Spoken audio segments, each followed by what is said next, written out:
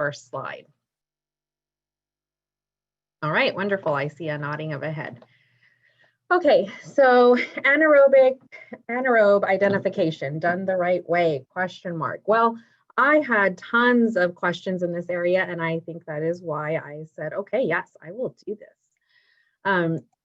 To start us off, of course, had to get some objectives in mind to kind of steer me in the right direction because there's so much on this topic. So the 3 objectives are seen here: to describe the impact that specimen collection and processing has on identification of anaerobic bacteria, to understand the advantages and disadvantages of the most common tests used by the clinical microbiology laboratory for identification and susceptibility testing of clinical anaerobic isolates. And lastly, and I feel very importantly, is to describe the role that the clinical microbiology lab anaerobe reporting has on patient therapy.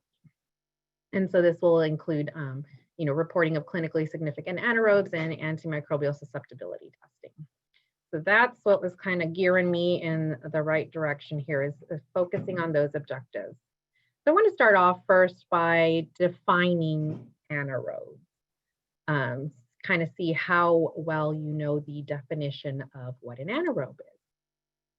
So I didn't mention this, but I'm mentioning it now. I do want this to be interactive. Hopefully I'll remember to keep answering questions, see if you're still awake, see if you're still with me.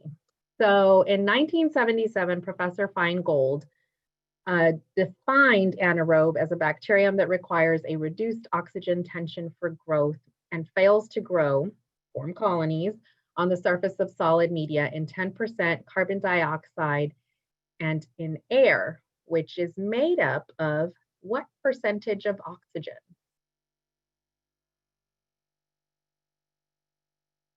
Throw it out there, guys. What percent of oxygen is found in air? It's a number between 1 and 100. Is everyone hearing me? Yeah, 21%. Oh, close. So 18% oxygen.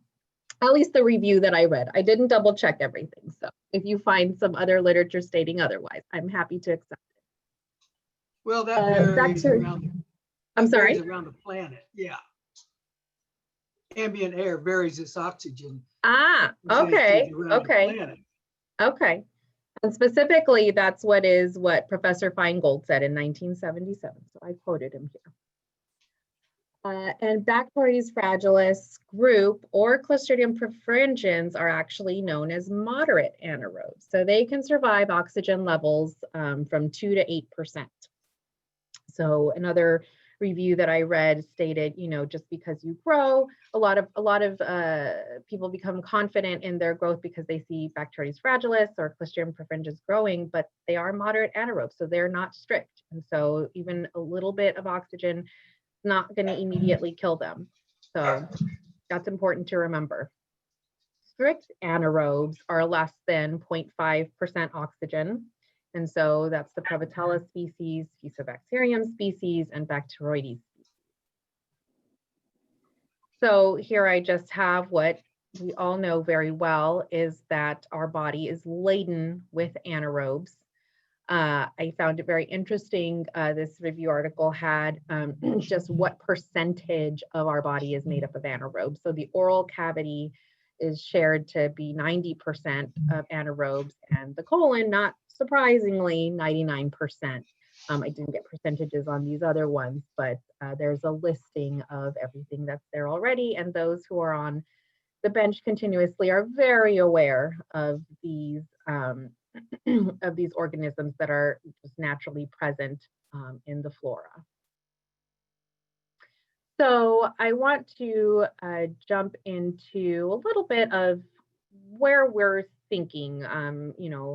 Technologists, when you're on the bench, you have a culture that's maybe mixed, a bunch of things in there, you're following your protocol.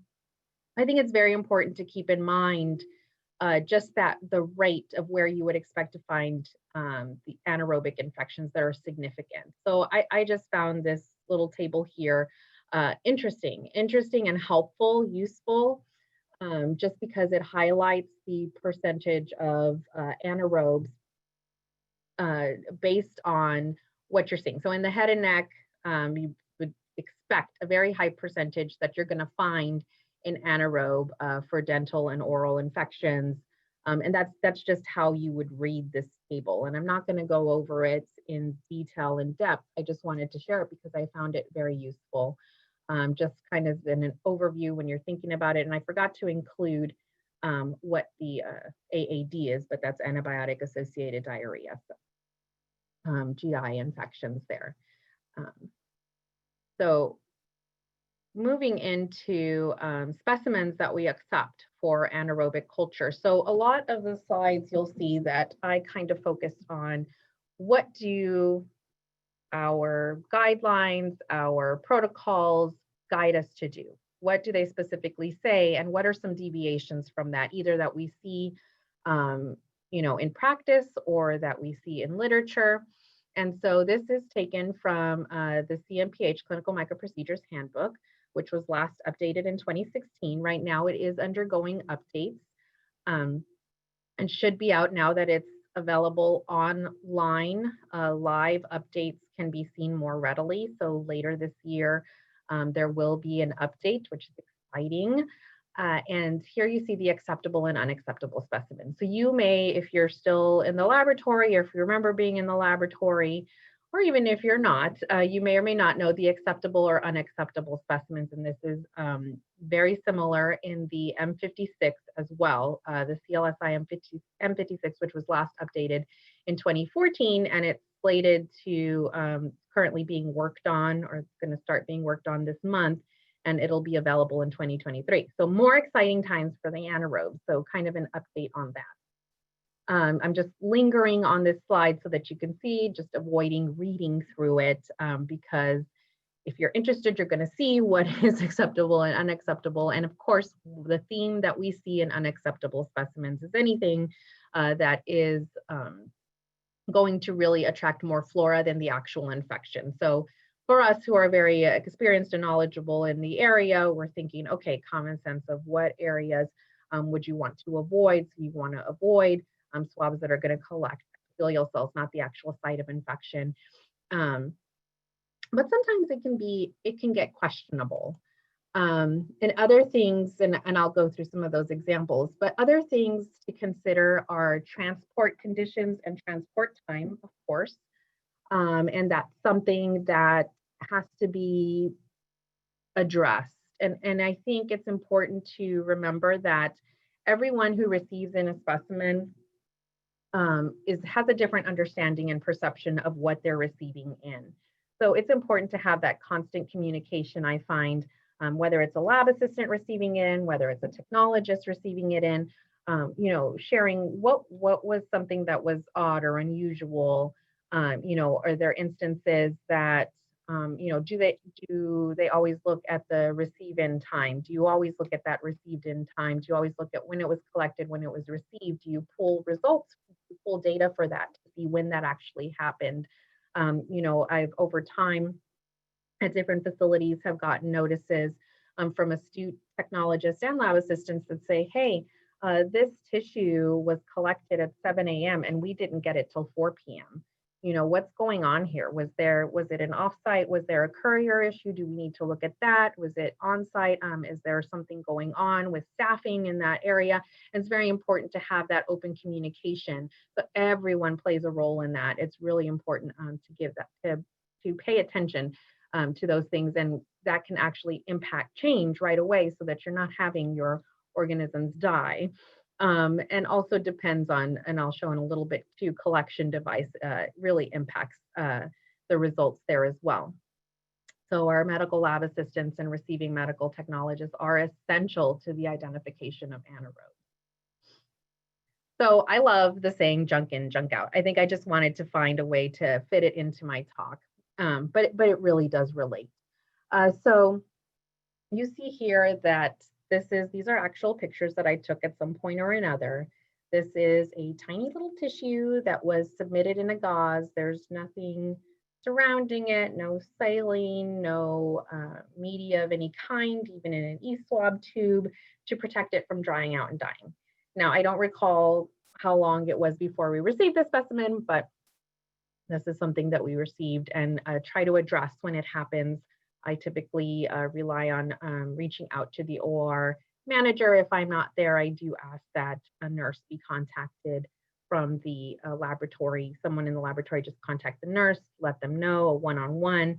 But we all know just one-on-ones, if they continue to happen, aren't effective. So it's always important to bring these issues up, even if it's a one-off sometimes. It's always important to kind of compile that data, because one person may see it on first shift, one person may see it on third shift. And if not everyone's talking, then you won't know. So these are all that were requested for anaerobic identification or anaerobic culture. And so I'll go into it kind of in the next slide, but what do we do with this? Do we just take it? Do we set it up? Then there was a catheter line. I believe this was from a dialysis patient. There's some tissue there, or is it just fluid? Is it just gunky stuff? We couldn't accept that for any sort of anaerobic culture. And then there were the fun ones, large pieces of tissue, which this is not a sterile container that are found. And, sometimes it's, well, this was collected from the patient and that's all that they got. And how do we go about it? But really, are we doing a disservice to our patients if we process that? And how much do we process that? This I just wanted to include because I found it. I used to accept these swabs for anaerobic culture, and there was no swab tip on that. So we thought, poor patient, what was going on there? So we don't know what happened there. We did not accept that one. And lastly, I didn't have a picture of it, but fluid added to a swab to, you have to determine, is it a fluid culture? Do you work up your fluid cultures different than you do your deep wound swabs if you do accept those? So I'd like to kind of ask you guys, is there anything not on here or even on here that you're willing to share of something that was asked of you that was just either a straight up no or really made you think, do I accept this for anaerobic culture? Hello? Anybody? Or you never get these kinds of specimens? This has just been my experience only. Anyone? Are y'all still with me? Okay, fine. I'll move on. But someone do let me know you're still there. So what do we actually accept? So I went ahead and put out a survey out to ClinMicroNet and DivC, just asking different questions on anaerobes. Looking back, I could have been so much more detailed, and I really wish I had paid for the version that really tallies it all up for you, because there's so much information that I've gained, and I've put some of it on here and some of it I'm going to compile and share with the group later when I get some more respondents as well. So 27 respondents so far. And so the question here was, what do you accept? What specimen types do you accept for anaerobic culture? And so, everyone accepted blood. Nothing here is surprising. I do find it pretty on board with what I've heard and read on CSFs. Typically, that's going to be the CSF shunt fluid. And so about 50% do set up anaerobic cultures on it, and 50% do not, or a little less than 50% do not. I did find it interesting that the majority of us, at least from this survey, do accept deep wound swabs. And I think that goes a lot with just the e-swab in general, that it's a good swab, and granted, we don't necessarily know what we're getting. There's some cases where it warrants it. So when is it overutilized? We really don't know that, or not properly utilized. We don't really know that, but a lot of people do accept the deep wound swab. And then this is more of the not really acceptable. So urine, though, I did look at this person's comment, and they did state that they only accept it if it's from a procedure. So really, I should have put clean catch, something like that, and it doesn't seem that anybody does work up for anaerobes, any clean catches, which is good. Some do accept vaginal swabs. I did find that a little surprising. I think in some of the comments on that one, I saw it was a physician who pushed for it, or a physician group who pushed for it, and that's really when you want to hunker down and really get to the bottom of it. And sinus aspirates were split. I was surprised by that as well. Is there anything on, well, I guess I was going to go back into the question if anybody has accepted or been asked anything that's not on this list that they do accept or just would absolutely never accept. Give a moment, pause this time and move on. Okay. And then superficial wound swab, that was just, I believe that was just one person who said they accepted superficial wound swab. So I don't know the details on that one. So going into a little bit of what I've already touched in, when do we make exceptions? Do we or should we never? So tissues, when it comes to tissues, that is the one I would say I get the most requests for, that I hear the most requests for from the team. Tissues are irretrievable specimens. Do we reject? Do we say, no, we're not going to do the anaerobic culture part of it? Do we state, no matter what was on there, we're not going to give you accurate information because we received it dried or we received it just in inappropriate conditions, like that large tissue that you saw in a previous screen, or only if it doesn't grow anaerobes, do we mention something? Even if we do grow an anaerobe, would we say, not received in appropriate conditions? We do have comments for that, and we add that. That's kind of what we use for now. But how and when to push back is really important consideration, especially when you start getting more than just a few. What we don't know, additional things we don't know. We don't know the depth, the deep swab. So it is important to report out the epithelial cells. We don't know if a kidney urine is really an access aspirate, spoken from recent real experiences. So, I hear the decision being made, okay, well, I'm going to work it up like it's a urine. No, I'm going to work it up like it's kidney. And so it's important to call and find out if the urine culture is ordered on a urine from a kidney. And so either that or pass it on to the director or manager who can look that stuff up as well. And so that's very important to consider. Another thing to consider is lab contamination. There were some instances where I don't have cited lab contamination official, but just where there's a potential for it to happen. And so part of our competencies recently have been to, we do the observation part. We observe a couple of specimens being set up, but now we're going to be adding in some questions to really dig into that aseptic technique that you may not see in a routine competency. It may just happen the specific cultures that you're looking at for the competency don't fit into that scenario. And so I think it's very important to overemphasize aseptic technique, even to individuals who've been there for a long time. And so it's very important to consider as well. So processing is a key step in identification. So the visual exam of the acceptable specimen, the direct gram stain, and the immediate incubation. And so at least literature states that it should be within 15 to 20 minutes of setting up that specimen, that you are removing it from any of hopefully anaerobic conditions it's received in a collection container and putting it either in anaerobic conditions or that holding jar. So what do we use in the laboratory? So I put the Cadillac up first, the anaerobic chamber. Does anybody here have an anaerobic chamber? I will take that as a no. I've seen many and they are exciting. And I've worked in an area where there was some, and actually worked under some in my research days. And at least at the time, they were a little bit finicky with the arms. I don't know how much more improved they've been. If anybody has experience, please do share.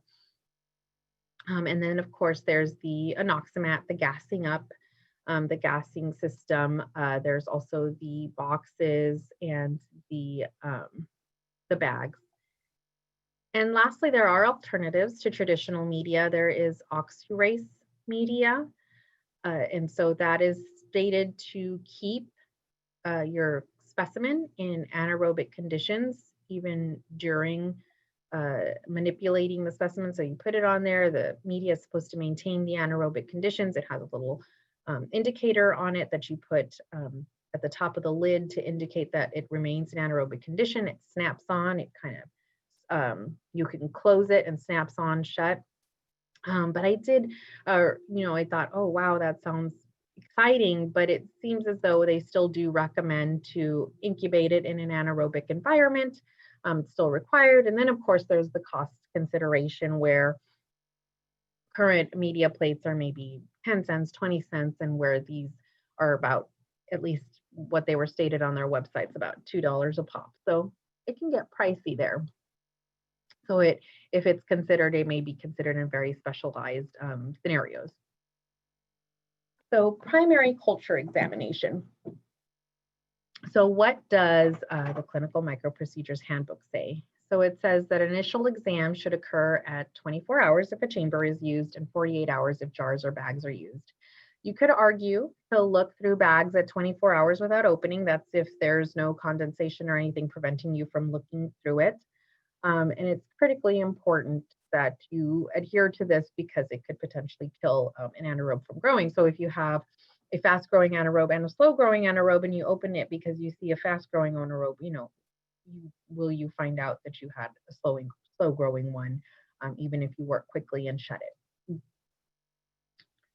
And I just put this on here, this image, because I really also want to emphasize the importance of the magnification, the magnifiers, like anything you can use to see very tiny colonies that are starting to grow versus the naked eye. The naked eye, as much as individuals would like to say they have very keen eyes and can see everything, it's that magnification really makes a huge difference in seeing the beginning of growth on anything. And then CMPH says a supplemental broth culture examined daily for 7 days. And to incubate the primary Anabap for 5 to 7 days and examine at 24 to 48 hour intervals. And also importantly, to discard the PEA and BBE plates and other selective media after 4 days of incubation because of their selective properties like the evaporation and antibiotic degradation. And more importantly, secondary growth will occur on these media, and you wouldn't want to start identifying things that are not significant. So depending on specimen source, so this is from M56, it's not in CMPH. It's joint fluids and ocular specimens, or if slow growing organisms are suspected, that broth should be incubated for up to 14 days. So that is in one of the guidelines. Oh, and I meant to put this earlier, but also if you don't have the magnifying glass, could also use a stereo microscope, very important tool. So continuing on with primary culture examination, the CMPH recommends Anabap or PEA, BBE, LKV, and broth to be as primary media when you inoculate specimens. And so I want to go back to the survey. So I really, this is more illustrative than anything. I'm not going to go through each one, but of course, I mentioned earlier on, I wish I had done the paid survey, but as I kind of tallied through it, I said they're all so different. There's a couple of times where I put ×2, ×5 was probably the most I got to of where different facilities said the same thing. So everyone does work quite differently. The lowest amount of days I saw was 2 days holding the primary culture before discarding, and then backup thio for 7 days. That's really the most stringent that I saw. And then there was others, 4 days, 14 days joint fluid. I believe there was some that were 14 days for a shunt CSF. So it really was all over the map. And it's just interesting to see how guidelines are interpreted slightly differently, and also how people do interpret the literature that's out there. And I believe some said just joint fluids, whereas others said shoulder joint fluids only, or shoulder joint tissue only. So sharing that. Okay, so what are the commonly used methods for anaerobe identification? So there's the rapid disc spot test and other rapid or primary methods, and these are actually detailed in the CMPH as well. And this is typically paired with rapid biochemical tests if rapid biochemical tests are still happening in tubes. There's the commercial kit overnight. So some may have used API 20A in the past, or currently, I don't know if anybody's still using API 20A. And then rapid enzymatic systems. So the rapid ID 32A or rapid ANA are ones that I'm familiar with.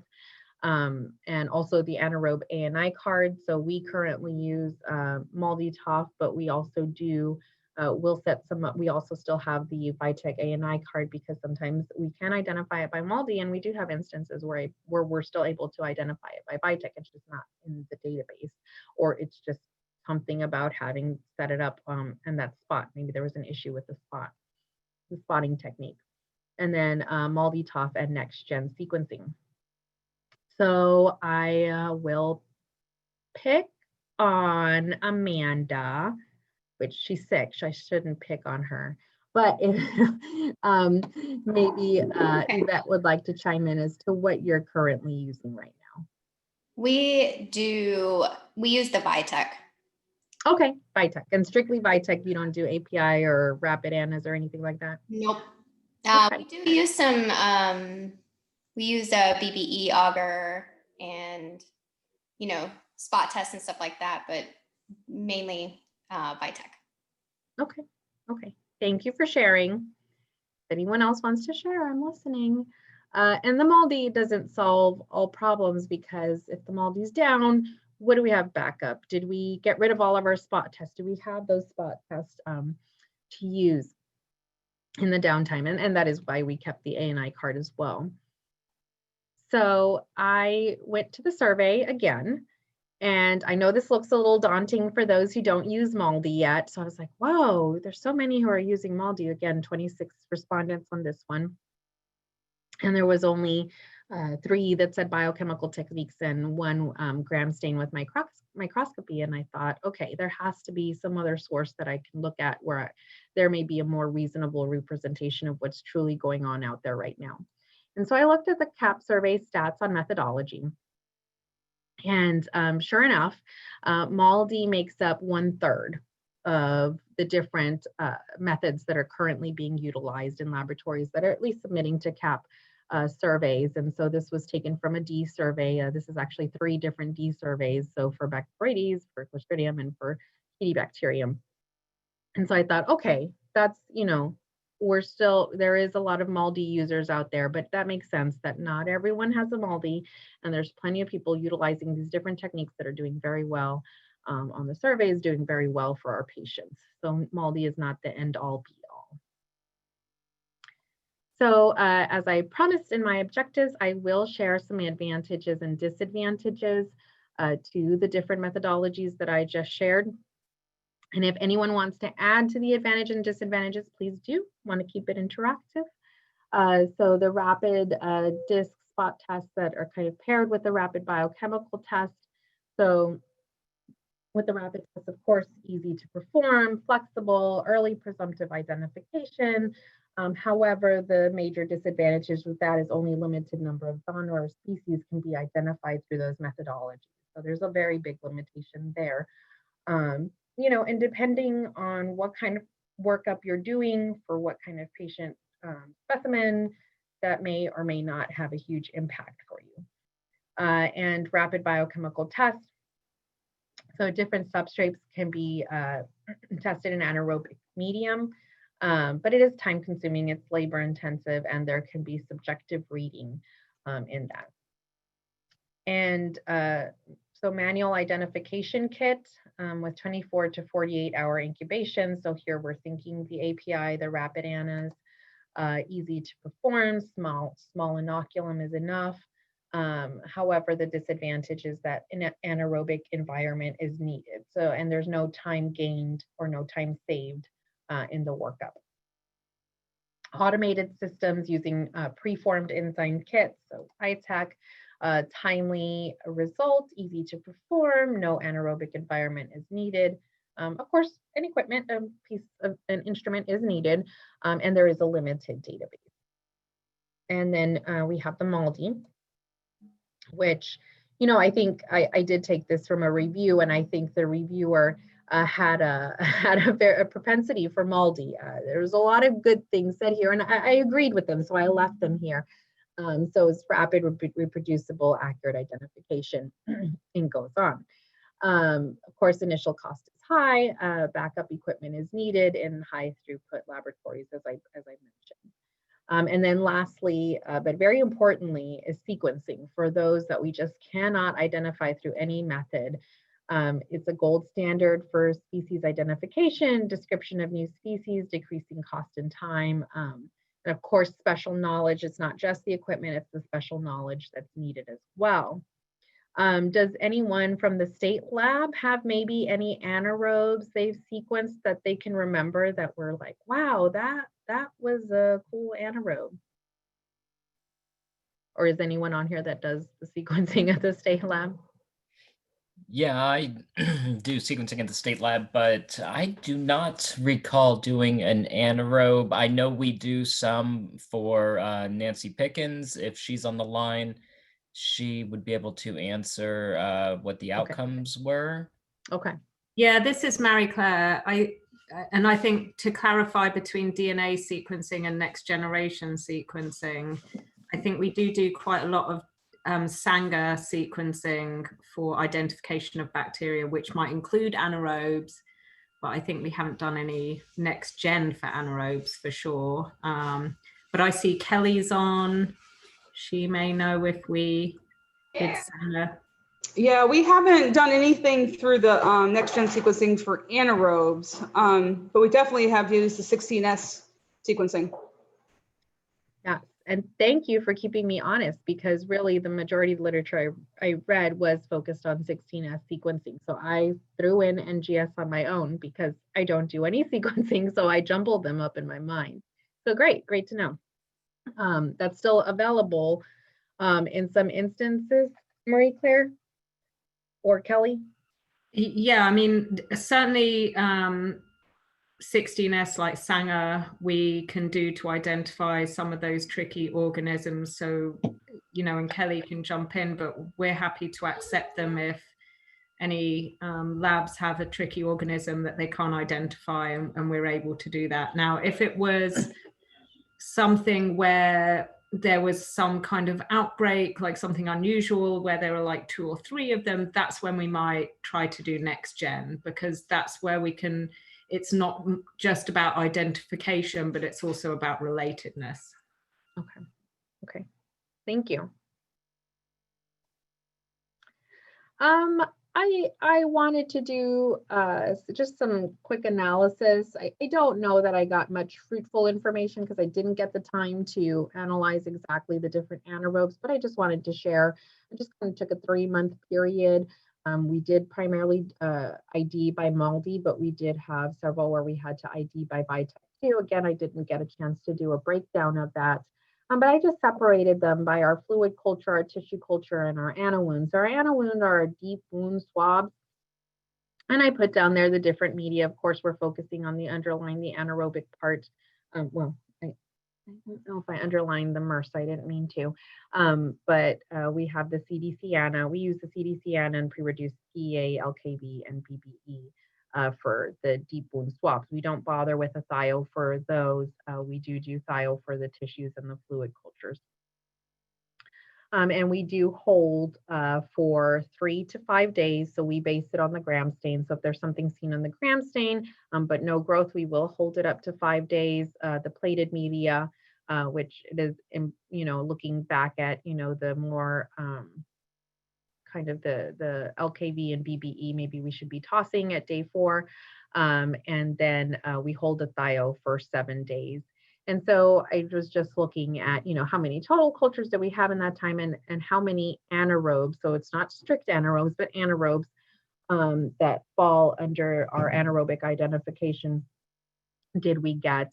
And so this is just a part where I just wanted to touch on, what are some considerations to take, again, I did see that it was just kind of equally distributed. There was nothing astonishing. I just wanted to share that I kind of looked at that.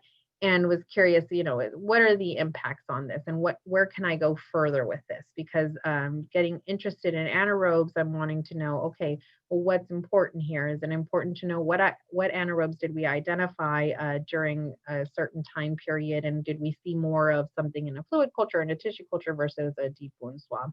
So just wanted to share a little bit of our experience, not too detailed, of course, here. And a note on MALDI, which I kind of already touched on a little bit, but this is the FDA cleared database numbers for the VITEC MS version 3, which now it's at 3.2. So it was previously 26 species. It is now at 35 species. For FDA cleared database, there is, of course, a research use only database, which has greater than 100. MALDI biotyper, so it just beats out the VITEC MS with anaerobes. I don't know how it is. I never did a comparison before of the different ones for different ones. If anyone here uses Bruker and wants to share details or updated details, I'm not happy to hear that. But it does appear to identify more or have more in the FDA cleared database, as well as in the research use only database. The research use only looked like it had greater than 300 anaerobes in there. So that's something to keep in mind too when looking into purchasing a MALDI, or having that consideration of what's being identified or where you're sending it to, where you're sending it. Well, usually all the reference labs now do MALDI, and then we'll pass it on to sequencing, but important to keep in mind. And this I took from a paper that was from 2018. So the 10 most common anaerobes identified by 16S that were unidentifiable by MALDI. So I saw Actinotignum shalei on here, but now, the version 3.2 does have that on the VITEC MS. So I think it's just important to know that it is possible for the MALDI not to identify things, and then it needs to be reflexed onto a sequencing of some sort. And it's important to, for every institution may see a different pattern. And I think it's helpful to publish and share this kind of information. So with new technology comes new decisions. We know what's there, what's the harm in reporting. So we don't want to report everything as much as we may think, oh, this may be important, but we need to follow some sort of algorithm, some sort of scheme for every different type of specimen that we get. So moving right into clinically significant anaerobe reporting, I did just want to share with everyone that medically relevant anaerobes and body site to disease association can be found in the CLSI M56, as well as the 6th edition of the Wadsworth Anaerobe Manual, which was last published in 2002. Doesn't seem that there will be another publication, but I really don't know where the Wadsworth Anaerobe lab stands, if it's still existing. I meant to Google that and I didn't. But it is a very good read. And there's lots of detailed information on anaerobes. And we actually did take for our procedure from there some certain organisms that are significant at different body sites, but that continues to evolve, and it continues to be important to look at the more recent literature because they've stopped publishing that one, but still very good core basic material there. I took this from this CMPH. So I was saying, okay, what are they telling us to work up? So blood cultures, complete identification unless suspected contaminant, such as Cutibacterium acnes. What day was it? Is this CSF? Also, it is even stated on there that the thio broth is controversial. So, and then that makes sense with what we saw in the survey of 50%. Shunts should be labeled as such, and thio added and held for up to 14 days is the suggestion there. If we accept swabs, workup based on gram stain results, and if mixed aerobic, anaerobic, consider ruling out B. fragilis and Clostridium perfringens, and consider adding a comment that received a swab, or being more strong about the comment that swabs are really not recommended, and we really do want the fluid or the tissue. Aspirate, large fluid volumes, so abscess workup it's all recommended that they all be based on gram stain results. Mixed aerobic, anaerobic, look for typical pathogens. So the B-Frag group, Bilophila wadsworthia, and Clostridium perfringens. And I did find it interesting that it recommended a large fluid, not really interesting, but just really thinking of the logistics of that. If we did follow that, I mean, I guess we would leave it up to those that are receiving the specimen and to know there was a large fluid and set it up as such. But then how would the technologist know? Would we add a different bench to that? I don't know, just different things to think about when you're looking at what the actual suggested recommendations are for workup. Actinomyces request should be held for 10 to 14 days. There should be a blind sub of the thio at the end. And then these sites are where you would most likely suspect actinomyces that are listed here. And so at least for us, we definitely always look for actinomyces in IUDs and related specimens. Well, not related specimens, just IUDs. So I found it that it was related specimens also. And sites where the gram stain demonstrates sulfur granules and the presence of gram-positive branching bacilli. So has anyone ever seen a sulfur granule from an actual specimen? I've always been interested in that. Does that actually happen? I'm sure it happens, but I've not seen it and I'm curious. Has anyone had that experience?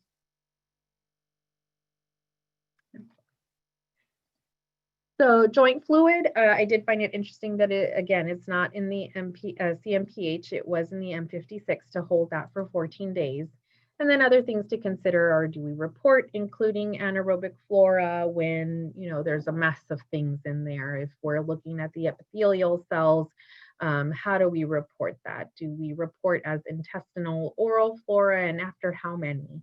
You know, there are exceptions that are made, at least here at Baptist with our wound clinic, because we have a hyperbaric oxygen chamber that's used a lot for our diabetic foot wounds.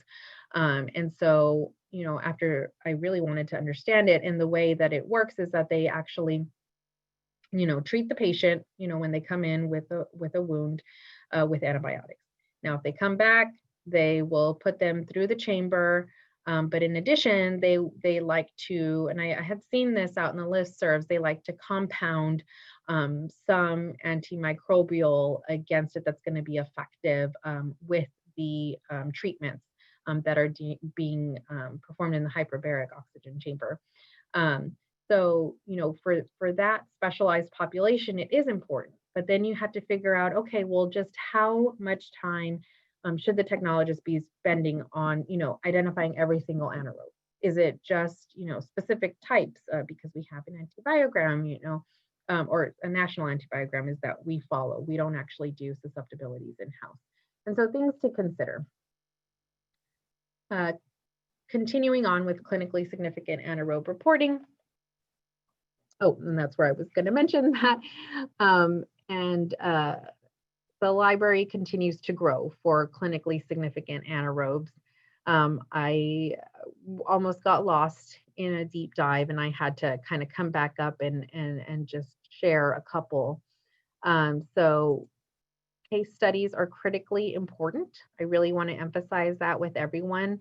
You know, if you're still in the laboratory, no matter what position you hold in the laboratory, if you have an idea of a case study, share it, share it, share it. Because I think they're really important just to share that with the world, because I see different literature saying, you know, this is the first time we've identified that. And sometimes, is it really, or is it really just that it hasn't been published yet? And I think it's very important. So two that I want to mention are Eisenbergiella tyyi and Clostridium neonatal. So I am going to ask those on the call, how would you describe this gram stain? How would you report it? I know it's tiny, but how would you report it? Anybody?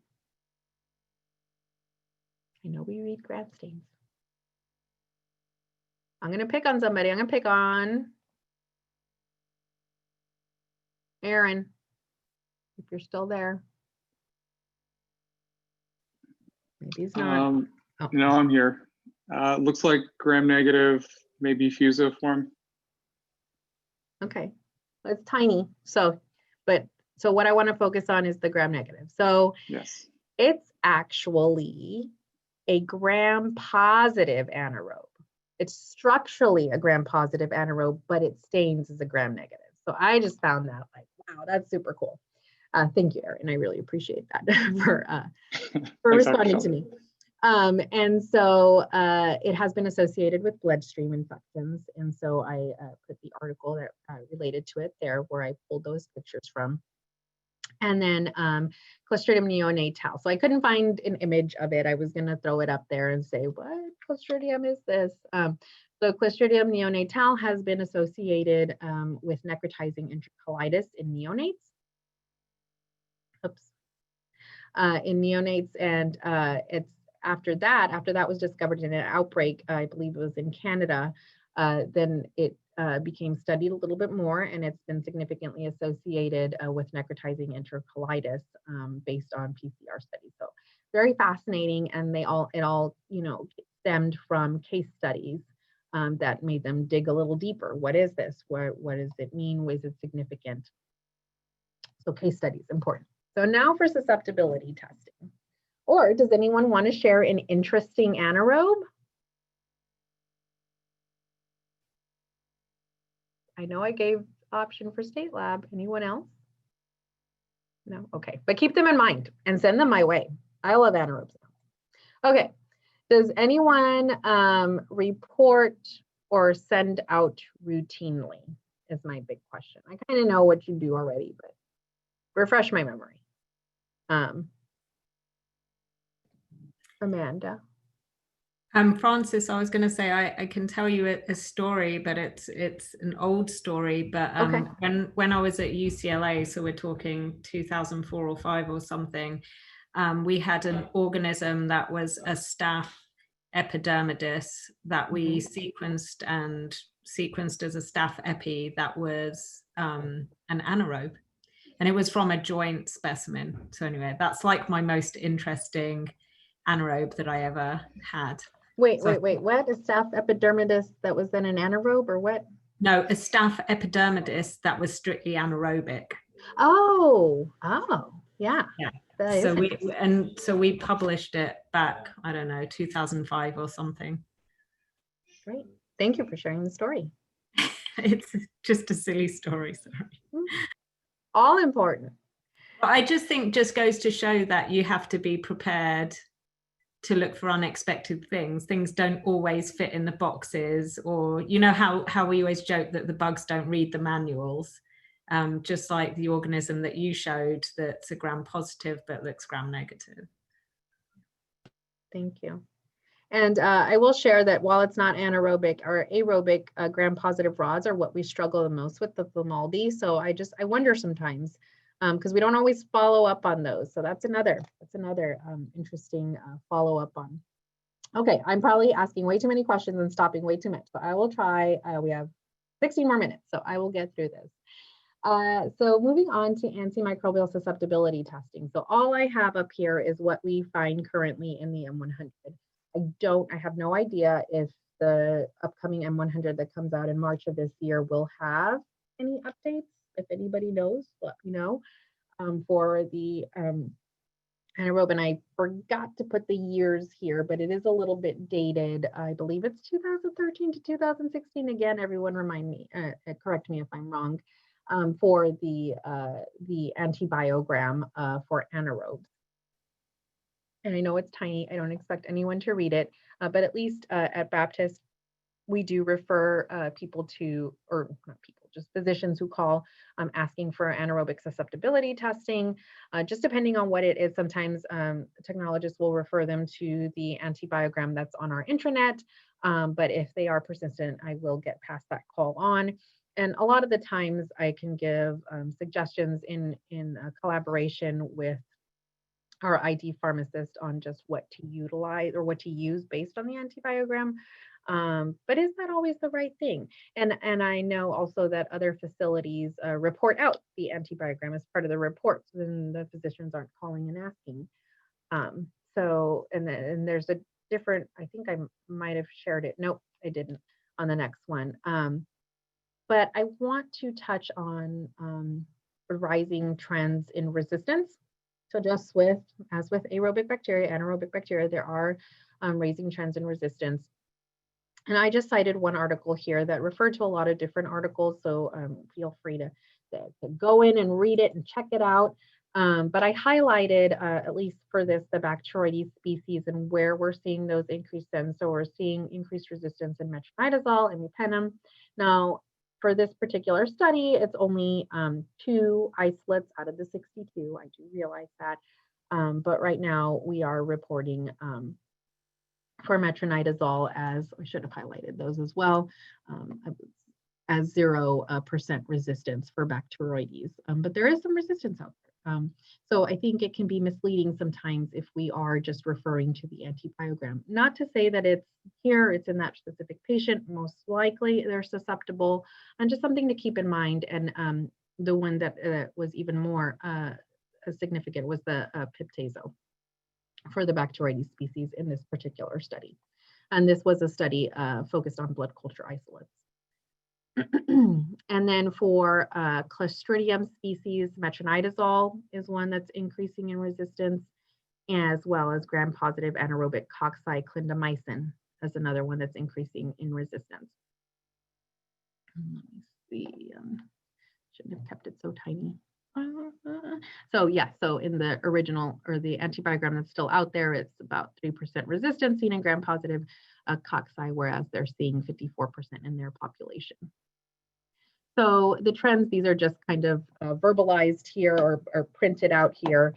So for Bacteroides, Parabacteroides species, beta-lactam, beta-lactamase inhibitor combinations are, there's a resistance trend. And clindamycin is no longer recommended for those, as carbapenems are also increasing in resistance. Prevotella species, beta-lactams for gram-positive cocci, as I showed already, clindamycin. And for C. diff and Bacteroides, Parabacteroides, metronidazole. So, you know, that is a key anti-anaerobic, antimicrobial there. And MDR has also been detected among B. fragilis in different countries, so multi-drug resistance. So that's scary. So if performed, susceptibilities then win.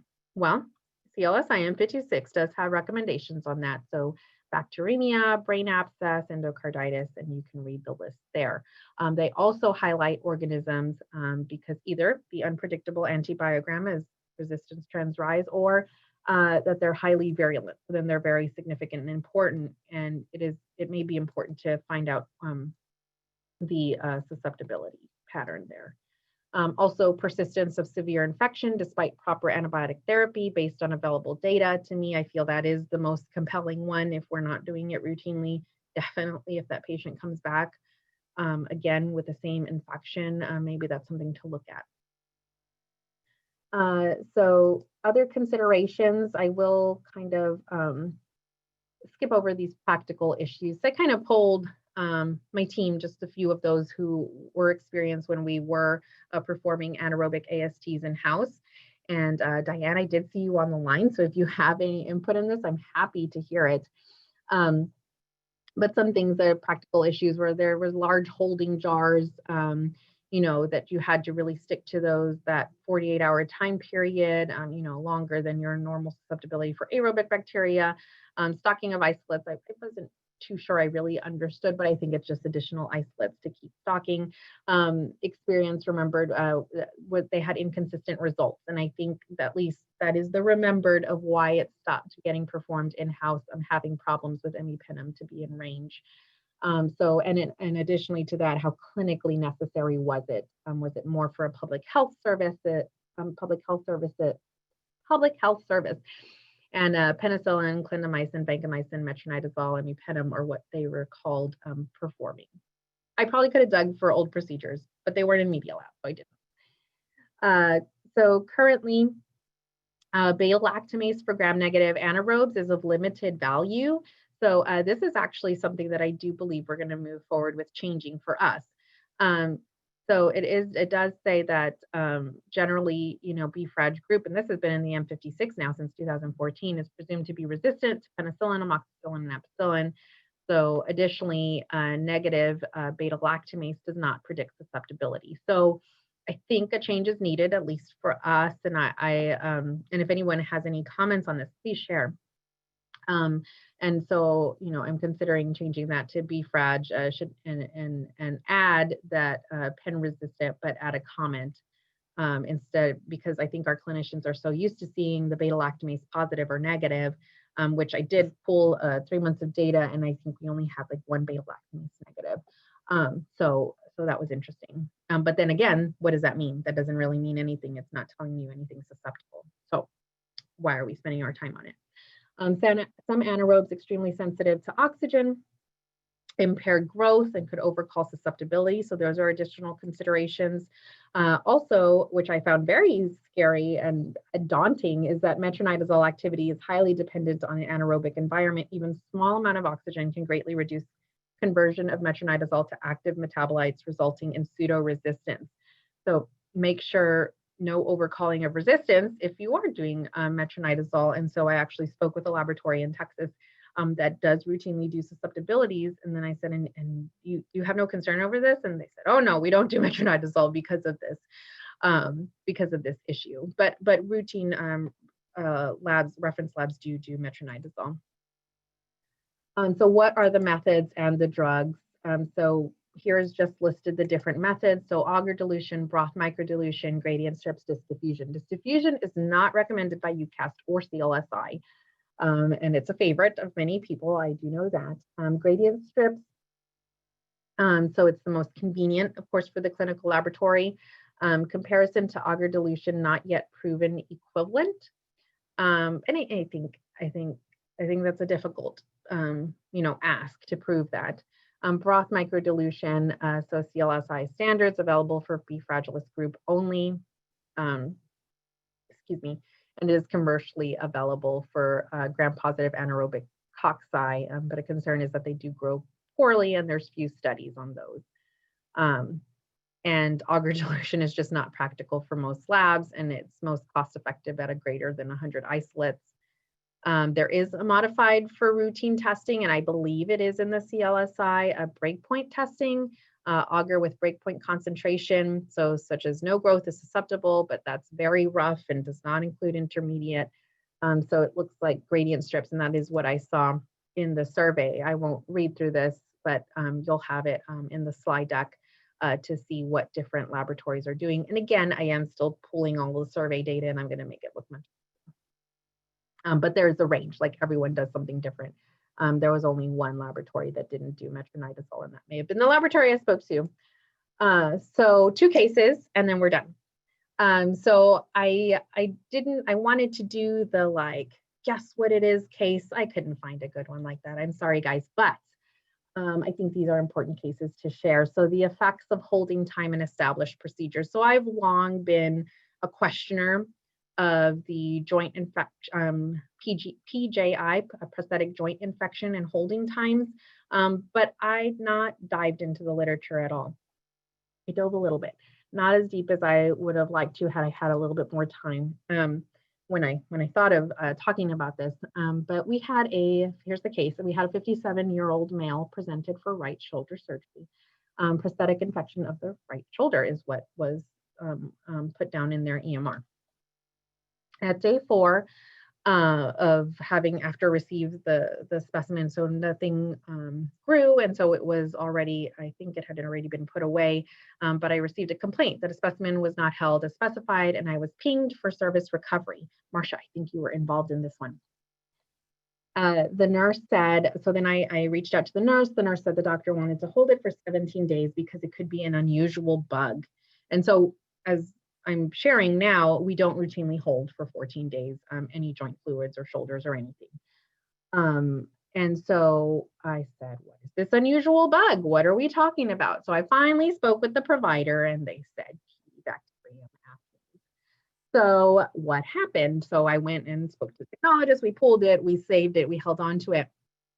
And the trouble is it grew between day 13 and day 15. Unfortunately, there was not great documentation, so it grew somewhere in between there, definitely by day 15, so it's documented as having grown by day 15.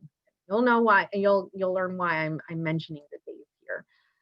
So it was documented as growth on day 15, and it could be a contaminant, but due to multiple surgery results, multiple surgeries, and just the description, the provider really was convinced it was an infection. I believe when I spoke to him, he said pus came out. But I don't know that that's necessarily significant. It can be, could be significant. So in the lab, what was happening in the laboratory? So the tissues, again, I think I already mentioned this, plated for 3 days, bioheld for 7. In the first request, the request was ignored, not on purpose. This was a process issue that we've since rectified more recently. And so it grew at day 15. Following, and so when I wanted to present this, I did look back and I saw following 2 cultures. So there was some that were separated by a month and then another month, were held for 7 days and finaled out no growth despite 14-day requests. So there were additional specimens from this patient because he just kept coming in with what they thought was a continued infection. They weren't sure, so they wanted to rule that out. And so I reviewed the ID doc comments, which he stated previous Cutibacterium acnes, even if culture negative, keep on bank for 4 to 6 weeks. So great, ID was on it. And they said, let's keep them on there, even if it doesn't grow. But, you know, it really wasn't evident to anyone that we didn't hold it for that time. You know, the first physician was more astute and knew to reach out and make a complaint, but there were different physicians that followed that patient going on. So we did not hold it the 14 days for then. So, you know, we need a process change. We either need a process change in seeing those hold comments, or we need a process change in that we do hold joint fluids or shoulder tissues for 14 days. And so one immediate change that was made was notification of how you view on your screen. We have Cerner to that hold of 14 days where they put it in that order comment.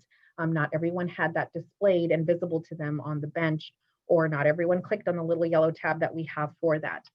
So that was just one immediate change, and still considering if we're going to move forward with holding all shoulders for 14 days. So the extended hold, what's the data?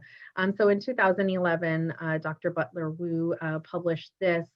So she had the team had in specific infection criteria. So 2 cultures positive for growth with a morphologically identical organism, or 1 culture positive for bacterial growth with greater than 5 neutrophils per high power field observed on histologic analysis. 83% of the culture positives were prosthetic shoulders, and 21% of cultures deemed infected events. And no events past 13 days were considered infected events. So based on that definition that you see up there, and there's a table of that infected versus non-diagnostic events. In our case, no EPIs, few leukocytes, NOS, gram stain. It grew sometime between 13 to 15, so it kind of fits in that 13-day range. And I am running over time, and I apologize, so I won't go into the details of the different things that I pulled, but I will, of course, you'll have that in the slide deck. And there's more literature out there. So is blood culture better than thio? Cutibacterium acnes isolated from air swabs. So there's a lot out there.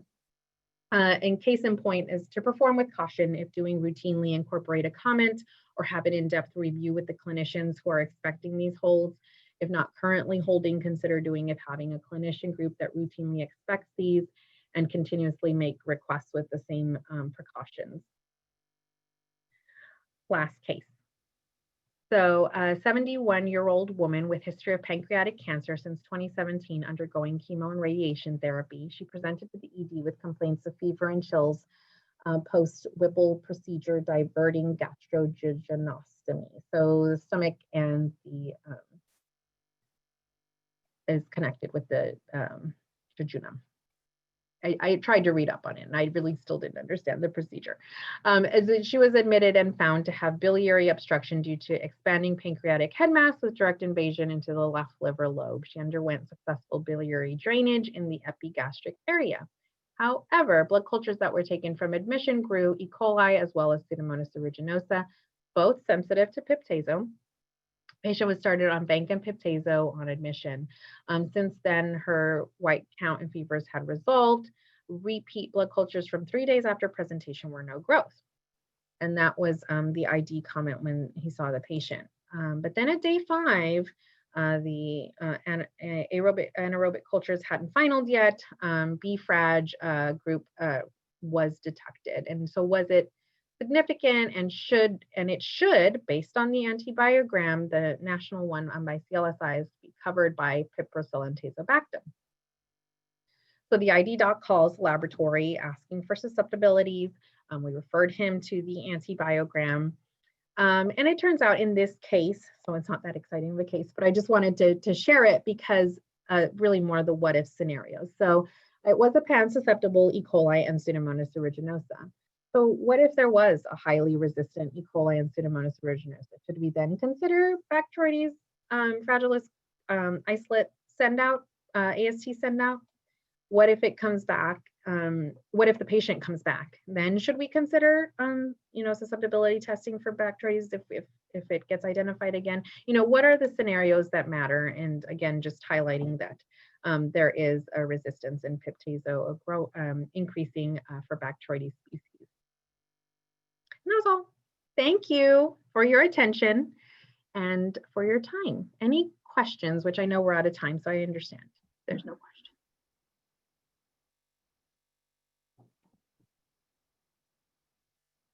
Okay. Thank you. Francis. Yes. This is Mary Claire. What do you think about the fact that, this is a very broad question, but that many labs are probably losing their anaerobic bacteriology expertise, and how will we address that? It's a loaded question. Yeah, it is a loaded question. And I take it you mean because of moldy and things like that? Is that really what you mean? Or do you mean because of medical technologists that have experienced all of the kind of enzymatic tasks are now retiring out? Or I guess what's kind of what I think it's that technology has changed, and that many smaller labs probably aren't able to keep up with the technology. Okay. And so if you were a smaller lab and you don't have a moldy and the biochemicals isn't really the best way to ID, what do smaller labs do? And I also see an older generation of anaerobic bacteriologists retiring, and there aren't that, it seems to be a field in which there are fewer and fewer people with expertise. Yeah, and when you put it that way, in a smaller laboratory, initially what I think is, okay, send out. Or is that a possibility for them? Is that too high of a cost? How small is that laboratory? Do they need to consider discontinuing that completely as part of their services? I think that if you are a laboratory that offers those services, something needs to be set up. If it's sent up even, I don't know how other state labs work, but is it something that could be set up with a state lab? Is that some of the collaborations that can be made among hospitals? We kind of probably have a luxury here in how many hospitals we have in a close area. I don't know. That is a fully loaded question. I don't know how we address other than promoting people to get interested. I don't know. Because education, if people are going out and not having, there's the moldy, yeah, I don't have a good answer for that, Marie Claire. But well, again, thank you for giving a talk about anaerobes, because I think it's probably been a while since we all got some education on identification of anaerobes. So thank you. You're welcome. And again, I think it's really important to keep publishing any cases that come up, because like you said, I was thinking the Wadsworth manual that has all these details, the biochemicals, is that something that some lab still really does do? And could they update that on the newer anaerobes that are being identified? I don't know. And is it worth the time to do that? Is that more of a research lab that does it? Do they do it? So fully loaded, great question. Thank you.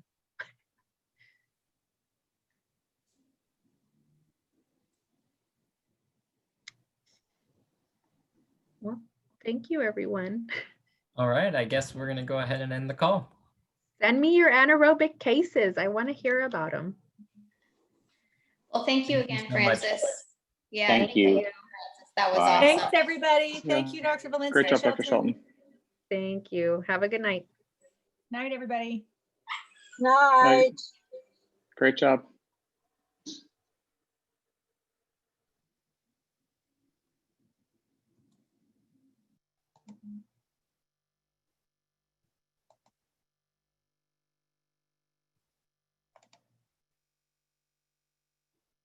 Hmm.